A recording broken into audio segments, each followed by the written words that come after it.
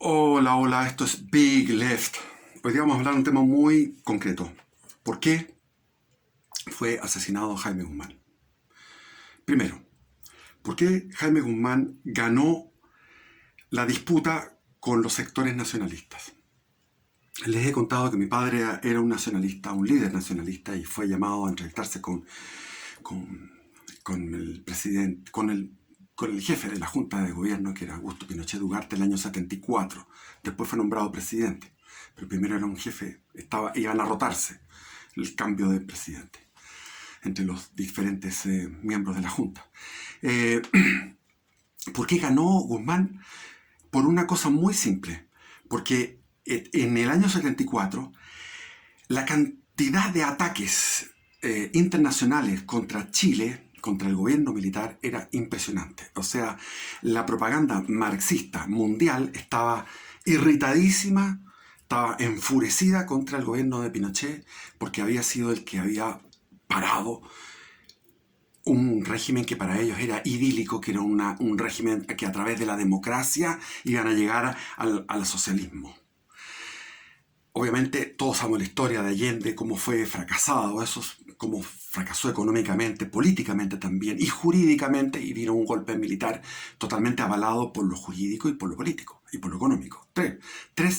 Y políticamente porque tenía el 60% de la población rogando, clamando de que viniera el golpe.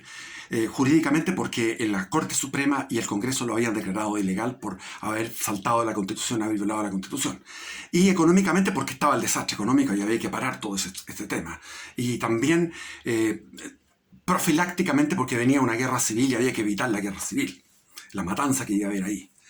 Entonces, el, el, el, la propaganda internacional era tremenda, sobre todo en Europa. En Estados Unidos estaba el famoso senador Ted Kennedy, de la familia de los Kennedy, que impuso el embargo, no me acuerdo cómo se llamaba, en este momento se me olvida el nombre, pero en el fondo significaba que no, Estados Unidos prohibía, a través de una votación en el Congreso, se prohibía la venta de armas a Chile, en circunstancias que Chile estaba con problemas fuertes y graves con Perú y con Argentina, y eso se mantuvo, y teníamos la posibilidad de tener una guerra con los tres, porque Bolivia se iba a sumar inmediatamente si venía Argentina, venía Perú, se iba a sumar Bolivia. O sea, teníamos la hipótesis 3, que digamos, teníamos los tres vecinos en contra en la década del 70. Estaba Velasco Alvarado en Perú, pero decidido a atacar. En Argentina estaban decididos a atacar menos el jefe de la Junta de Gobierno argentina, que era, se me olvida el nombre ya, bueno, pero gracias a él que no tuvimos la guerra. Y estábamos en una inferioridad militar tremenda. Y ahí surgió el famoso empresario Carlos Cardoen, que empezó a producir armamento en Chile, en FAMAE y a través después de su fábrica propia, Carlos Cardoen. Y creo que le comprábamos a Israel a escondidas, y bueno.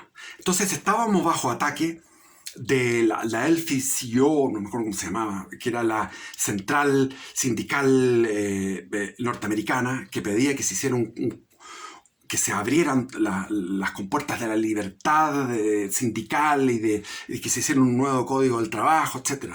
Entonces, el gobierno vivía en un permanente ataque internacional, y la tesis de Guzmán era: si nosotros seguimos un camino nacionalista, vamos a tener problemas internacionales más fuertes todavía, porque es menos presentable, porque el nacionalismo quedó muy mal, con muy mala fama después de lo que fue la participación del eje del fascismo italiano y el nazismo alemán. Eso llevó a un desprestigio muy grande de las fórmulas nacionalistas, que es lamentable que ello haya ocurrido en realidad, porque el nacionalismo en la vertiente franquista y en la vertiente portuguesa de Oliveira Salazar era una vertiente católica y muy benigna. Bueno, hay algunos que van a discutir, esa es mi opinión. Entonces, en su corazoncito, Guzmán en su corazón era nacionalista. En su corazón era portaliano y él fue un Portales. Él fue el Portales de esta época. Y fue el Portales y también fue asesinado, igual que Portales. En Chile son asesinados las piezas fundamentales. Se descabezan. Entonces había que descabezar el legado del gobierno militar. ¿Cuál es la circunstancia del asesinato de Guzmán? La circunstancia del asesinato de Guzmán es que Guzmán había dicho unos meses antes que los presos por el terrorismo en Chile tenían que cumplir su condena. Entonces, muchas personas de la UDI de aquellos tiempos dicen que eso fue una venganza por esas declaraciones.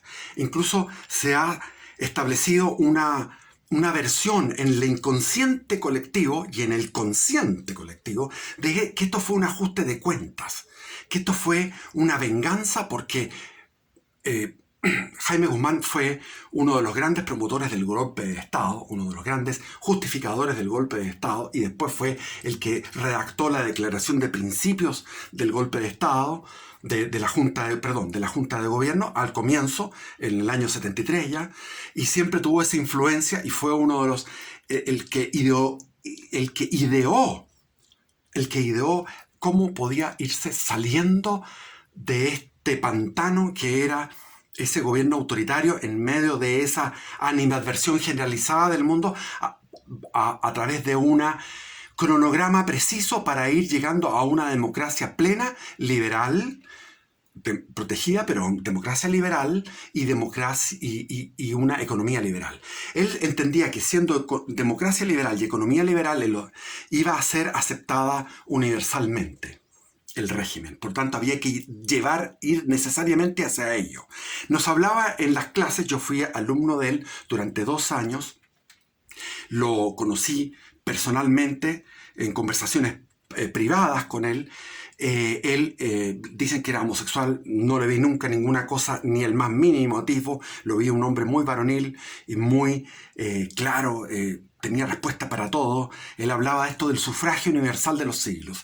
El sufragio universal de los siglos es una idea de un español, creo que es Ramiro de Maeztu, de que los siglos van votando. Entonces, él no podía inventar una cuestión falangista, porque a él le gustaba. En el fondo, como le digo, en su corazoncito era franquista. Haber hecho una cosa como falangista, como corporativista, como era la idea fascista original. Pero no se podía hacer aquello, porque iba a ser más atacado aún. Entonces, la otra línea era la línea liberal económica y la línea liberal política. Y él entonces estableció este cronograma y el 8 de agosto de 1980 se hizo una cadena nacional en la cual Pinochet invitó a todos los ministros a firmar el proyecto de constitución que sería aprobado por la ciudadanía el 11 de septiembre de 1980, unos días después, un mes después.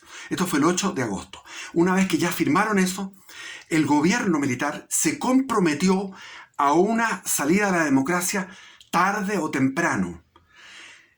Inevitable. O sea, es un ejemplo de que teniendo todo el poder en sus manos, hicieron un cronograma irrenunciable, porque ya era una ley que lo firmaron el 8 de agosto y después se corroboró con un 67% de la votación el 11 de septiembre del año 80, que yo siempre he dicho que eso fue una elección limpia.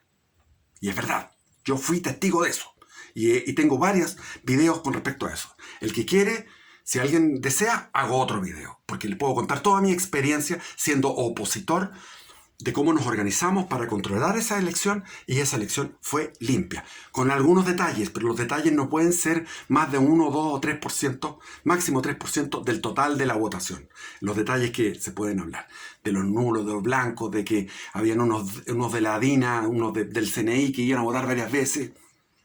Eso no podría haber influido al nivel de masividad que tuvo, donde fueron todos obligados a votar y votaron sí o no. Y el sí ganó por un 67%. Y ahí se estableció entonces el 11 de marzo de 1981, asume Pinochet como presidente electo por 8 años. Y el año 88, el 5 de octubre, se votó si él iba a continuar o no. Pero no era si la constitución era o no era válida, sino que era si Pinochet iba a continuar o no. Al ganar el no, curiosamente, esa elección sí es válida. Esa elección fue limpia. Yo también puedo atestiguar que fue limpia, pero la anterior también. Pero aquí esta sí fue válida, porque ellos ganaron. La otra no.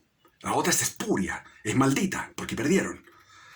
Bueno, pasó entre medio de la crisis del 82, lo que llevó a que de Pinochet de tener un 60% de apoyo pasó a tener un 40% o 44% que sacó finalmente. Sacó un 44% ese 5 de octubre del año 88. Después vino la reforma a la Constitución en el año 89. Y después vino, el mismo 89, vino la elección de presidente y la elección donde estaba Vigi, estaba Farafra Errázuriz, que era un sinvergüenza, y Elwin. Y de ahí el 11 de marzo de 1980 fue un día en que yo mirando la televisión lloré de emoción, porque fue maravilloso, fue espléndido. Pinochet entregando la banda presidencial a Valdés, que era el presidente del Senado, y Valdés se la pasó a Elwin. Y Pinochet, cuando iba llegando al Congreso, le tiraron huevos podridos y tomates. Había un grupo de comunistas ahí. Encabritaron a los caballos de la guardia y Pinochet ni se inmutó con los huevos, con los tomates, y pasó a entregar la banda presidencial. Entonces, la estrategia de Guzmán se había cumplido a cabalidad, en el sentido de que había triunfado un modelo y los comunistas estuvieron fuera del Congreso, fuera del Parlamento durante ¿cuántos años? Como casi 30 años. Fueron los demócratas cristianos los que le dieron cabida en el Congreso. Fue la Bachelet la que le dio cabida al Congreso. O sea, la señorita Vallejos, la señorita Cariola y todo esto no estarían si no fuera por la gentileza de la democracia cristiana y la gentileza de Bachelet. Pero estuvieron mucho tiempo extra parlamentarios. Sacaban un 6% con un cura, pusieron un cura, después pusieron, no me acuerdo los candidatos, pero siempre sacaban, lo máximo era un 6%, 6,5% candidato presidencial del Partido Comunista.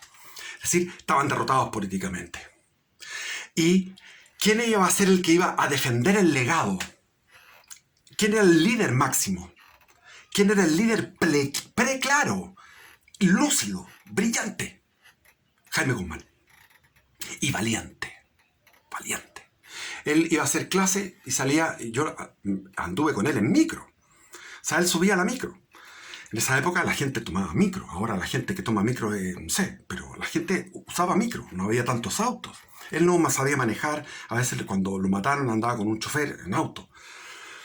Y siempre usaba una misma chaqueta. No es que la chaqueta la tuviera, le gustaba ese tipo de chaqueta, entonces usaba la misma chaqueta. Era muy austero. Era sumamente austero. De misa diaria. Y tuvo la genialidad o la temeridad, que eso se parece a mi hijo, en el sentido de que mi hijo dice, conquistemos la calle. Él dijo, conquistemos las poblaciones, vamos a las poblaciones. Y empezó la acción, en pleno gobierno militar, acción política de la UDI, de la Unión de Demócratas Independientes, de conquistar sectores poblacionales que estaban cooptados por el MID, por el Partido Socialista, por el Partido Comunista, por la Democracia Cristiana, por el PPD, por los radicales. Y logró penetrar en las poblaciones. Tanto es así que eliminaron a Simón Llévenes, lo mataron, que era un dirigente de la UDI poblacional. Y empezaron a atacar, a perseguir, a amenazar a los dirigentes poblacionales de la UDI. En pleno régimen militar. Y después, en los gobiernos de la Concertación, también hubo persecución. Entonces, la tesis clásica es que esto fue un ajuste de cuentas, fue una venganza del Partido Comunista contra todo lo que había sido Jaime Guzmán en el pasado. Pero Jaime Guzmán tenía 34 años, algo así tenía, no tenía más edad, 39 años, o sea, tenía 30 y tantos años en aquellos tiempos. No me acuerdo la edad exacta, pero era en el tiempo de la Unidad Popular tenía 24, se había egresado de Derecho y participaba en un programa que se llamaba Hasta ahora se improvisa, y era extraordinario. Yo lo veía eso, era extraordinario, batía a todos. Entonces, para mí fue un agrado tenerlo de profesor, lo admiré, puedo decir muchas cosas de eso, pero no es el tema. Entonces tuvo esa osadía de ir a picar, ahí donde pica la jaiba y vamos para allá. Y logró el triunfo, porque el año 89, en la competencia senatorial le tocó en Santiago Poniente, plenamente de sectores más desfavorecidos económicamente, le tocó competir con Ricardo Lagos. Y lo venció. Venció a Ricardo Lagos. Venció a Ricardo Lagos. Yo me acuerdo, estaba en Aysén, trabajando en piscicultura. Tenía a cargo un centro de cultivos de salmones y uno de los gerentes, que sabía que yo era para el otro lado, era de izquierda y el gallo era de derecha, me dijo: les hundimos el barco insignia, la nave insignia. O sea, de la flota, el barco insignia, Lagos. Y Lagos quedó para ser ministro de Obras Públicas, no sé, fue. O sea, Lagos quedó sin ser senador, porque quien le quitó la aspiración a Lagos a ser senador fue Jaime Guzmán, lo derrotó en terreno popular. La UDI popular era una gran idea, y por eso que la UDI fue el partido más grande en la década del 90 y a comienzos del 2000. Fue el más grande. 30% llegó a tener, un montón, 28, no me acuerdo, no quiero mentir, pero era el más grande, lejos. A pesar de estar siendo bombardeado, todo lo que era del gobierno militar estaba siendo bombardeado propagandísticamente, como había sido siempre, y continuó hasta el día de hoy. Entonces,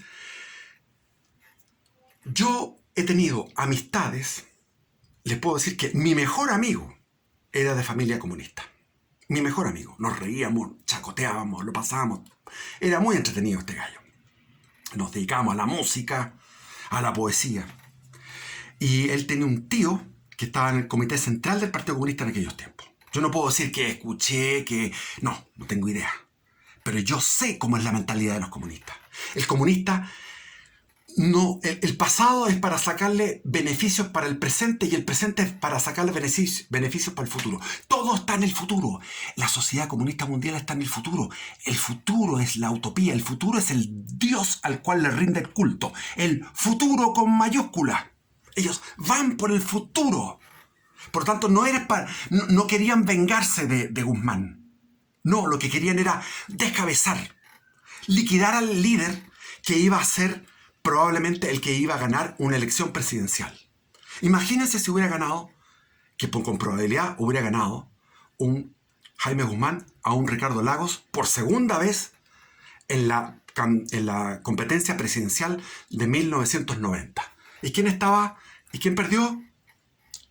Lavín, porque Lavín representaba la decadencia del corazón y de las ideas de la UDI. Lavín fue el cosista. Todos sabemos eso, para algunos no lo saben. Se dedicaba nada más que es un ser tan despreciable que mejor ni hablar de él, porque tendría que concentrarme en empezar a hablar de Lavín. Es horrible. O sea, Lavín fue la destrucción de la UDI. La degeneración de la UDI. La UDI empezó a degenerar, hasta convertirse en un partido más nomás. Ya no es el partido que fue como el que tenía liderado. Ahora me van a decir, pero la UDI siguió igual bien a pesar de que mataran a Guzmán. Sí, porque la savia queda en el árbol. Tú cortas la rama, pero sigue la savia y vuelve a brotar fruto. Pero ya se ha cortado, ya se cortó. Ya no tuvo esa savia, esa fuerza que tenía. Por lo tanto, yo equiparo, y me han dicho que no, pero yo lo equiparo. Equiparo a Guzmán, lo equiparo con Portales. Los dos fueron asesinados. El sistema portalino duró 60 años. El sistema de Guzmán está durando 30, la mitad. Me encontré ayer con José Piñera. Siempre lo encuentro aquí en la calle. Tenemos conversaciones de calle con él. Y es muy amoroso. Preguntó por mi hijo. Yo le expliqué por qué lo que había pasado. Me dijo, es que no hay que hacer manifestaciones del rechazo. Lo mismo que José Antonio Cast decía, ¿para qué hacen manifestaciones del rechazo? No quería manifestaciones del rechazo. Y cuando resultaron las manifestaciones del rechazo, fue a tratar de comandarla, de liderarla. Pero el trabajo se lo habían llevado mi hijo, Alexis López Tapia, el de, se me olvida el nombre, el de Aún Tenemos Patria, y no sé qué otros más, porque la Loreto, Letelier, creo, o sea, no conozco el detalle porque no estoy metido en la política interna de todo ello, pero fueron un grupo los que lograron llevar a aquellas marchas del rechazo, llevarlas a su plenitud o a su comienzo, porque pueden ser más grandes aún. Entonces la mentalidad de José Piñera es la misma que la de como ese de que vamos a ganar las puras urnas. Si las urnas necesitamos también estar vigilando las urnas. Nosotros cuando fuimos el año 80 para el plebiscito como izquierda íbamos a vigilar todas las mesas. Y no una persona, sino que había 30, 40 personas por mesa vigilando. Me va a decir que sí. Por lo menos en el lugar donde yo estuve era así. Estábamos llenos vigilando. Para que no hubiera fraude electoral en el plebiscito que se ratificó la Constitución el año 80. El 11 de septiembre del 80. Y así fue después para el plebiscito del 89. El 90 y tantos % aprobó. Después, bueno, es absurdo todo lo de la Constitución. Bueno, ¿para qué voy a hablar de eso? Derrotó a Ricardo Lagos. Derrotó a Ricardo Lagos el año 89.